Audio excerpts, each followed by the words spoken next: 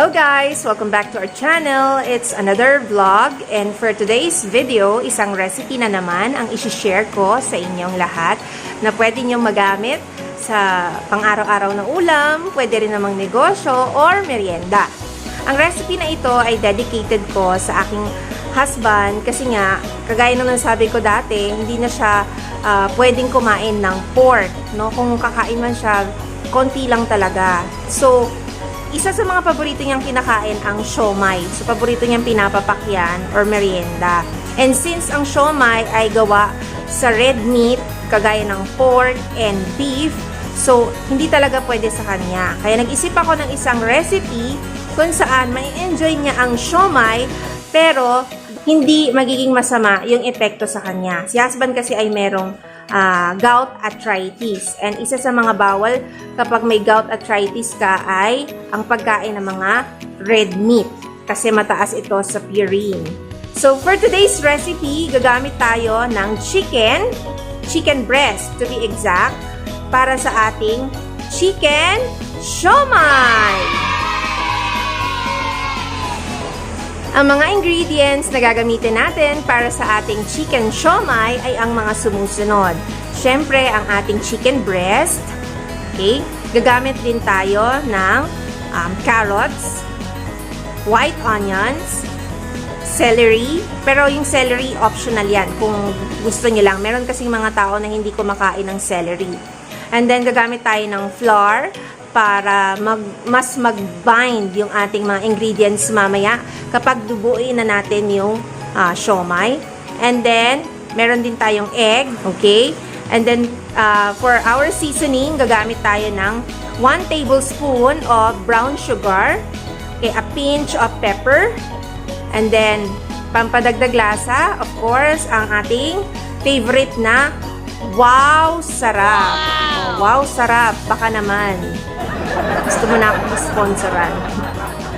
Okay, at the same time, maglalagay din tayo ng oyster sauce. Okay?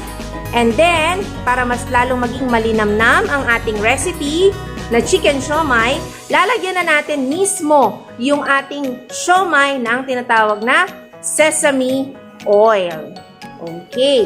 So, ito po ang mga kailangan natin sa ating chicken siomai. Okay, with regards to chicken, ito po ay pwede nyong tadtarin ng pino at yun ay yung gagamitin natin na karne. Pero dahil nga ipinagmamalaki ko ang meat grinder na niregalo ni husband sa akin, so ang chicken breast na ito ay papadaanin natin sa meat grinder para mas less yung ating oras na gagamitin at makapagluto tayo kaagad ng chicken siomai. So tara guys, simulan na natin! Okay guys, so ito na yung meat grinder na binigay ni husband. So papadaanin natin dyan yung chicken para magkaroon tayo ng ground chicken.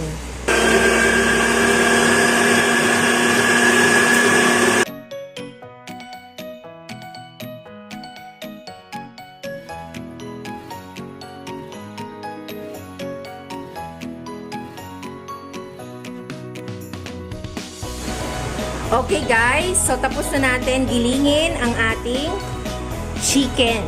And then syempre sa paggawa ng siomai, gagamit tayo ng dumpling wrapper or yung tinatawag na siomai wrapper. Ito lang kasi yung nakita ko sa grocery. So yan na lang. Pero meron yan yung square, pwede naman yon. Okay, so ngayon simulan na natin ang pagmimix ng ating mga ingredients.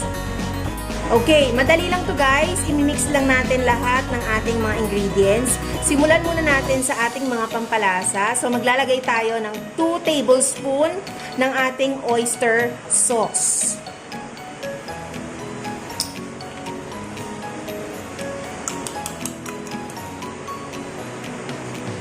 Oops.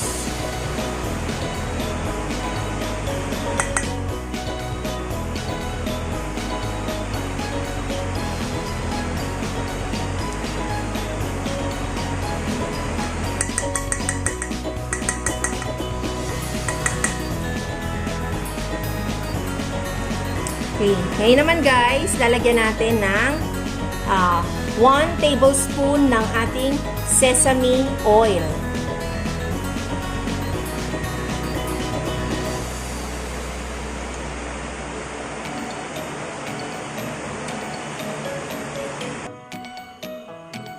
So, ito, 1 tablespoon. So, ilagay lang natin yan.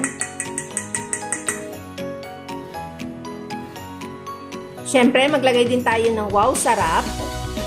Wow! Ang ating pepper.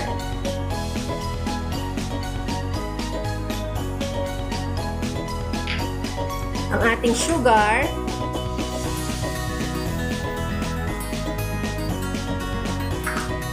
And then, isunod naman natin ang ating mga vegetables, kagaya ng carrots,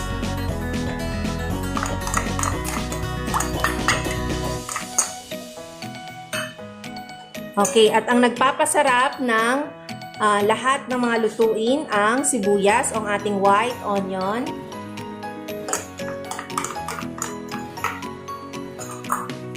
And then, ang ating celery.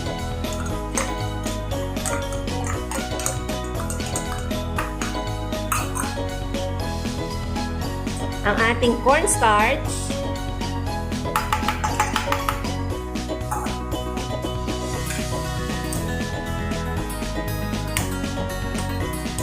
And of course, ang ating egg.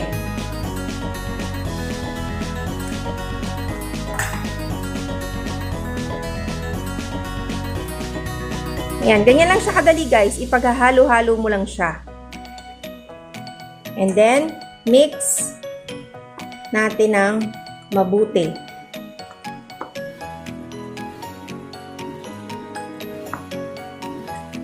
O, diba?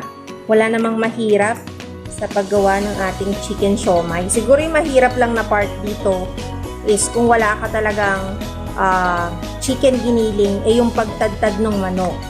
But yung pagluto mismo, yung pagmix, wala ka nang dapat na i-prepare pa kasi kailangan mo lang talagang pagsama-samahin lahat. Ang bango guys, naamoy ko yung sesame oil na nilagay natin. So, sigurado, mamaya kapag ini-steam na natin siya, mas lalong mangangamoy yung ating sesame oil. Ayan, kapag nahalo na natin siya ng mabuti, okay, isi-set aside lang muna natin siya para mas tumalab yung lasa doon sa ating chicken and doon sa ating iba pang ingredients. So, ibababad muna natin siya or iset aside muna natin siya for 30 minutes. And then, after nun, pwede na natin siyang ibalot at i-steam. Ngayon naman guys, ibabalot natin siya sa ating dumpling wrapper or siomai wrapper. Bawat isa, naglalagay tayo ng 1 tablespoon ng ating chicken siomai mixture. Okay, so tinutulungan tayo ni Mama sa pagbabalot para mas ma-video ko siya ng maayos. Ayan. So, ito na guys yung ilan sa mga nabalot na siomai.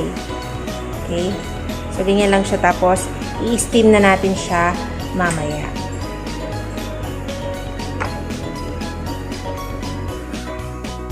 So, ito na guys. Tapos na siyang ibalot sa ating siomai wrapper or dumpling wrapper. Ngayon naman, i-steam natin siya. Tapos, hintay nating maluto and then pwede na natin kainin. Okay guys, so nagpakulo na tayo ng tubig at nilagyan natin ang dahon ng pandan para mas mabango. Wow! So, ilalagay na natin ang ating chicken siomai at lulutuin natin ito sa loob ng 35 to 45 minutes. So, mamaya lang, meron na tayong chicken siomai.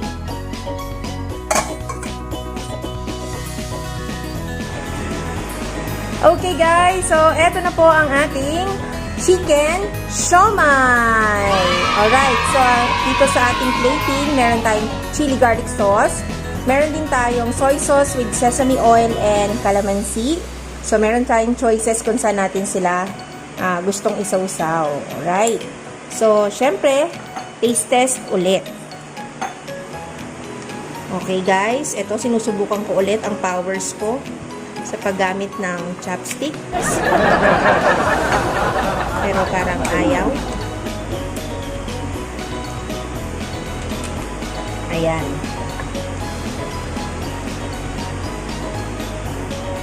Oh. Okay. So, titikman natin.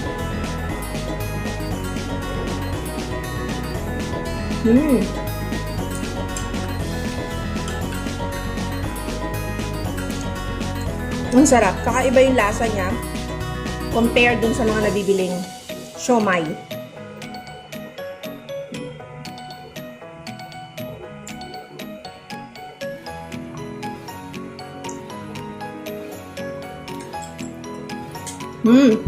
Ang sarap guys.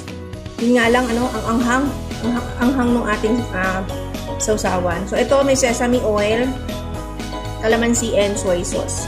So, ayan yung contents niya sa loob. Puro chicken, and yung iba pang mga sahog. Tamang-tama yung lasa, hindi siya maalat. So, bagay na bagay siya dun sa ating mga ilalagay na mga sauce, no? Or mga dip. So, try nyo to guys. Masarap. And para naman kakaiba kasi nasanay na tayo sa pork and beef siomai. So, ito naman, chicken siomai. Kain tayo!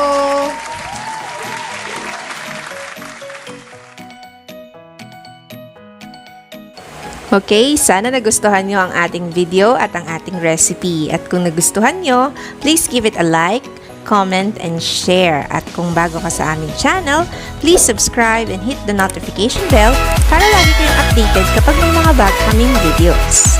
Thank you for watching! Bye!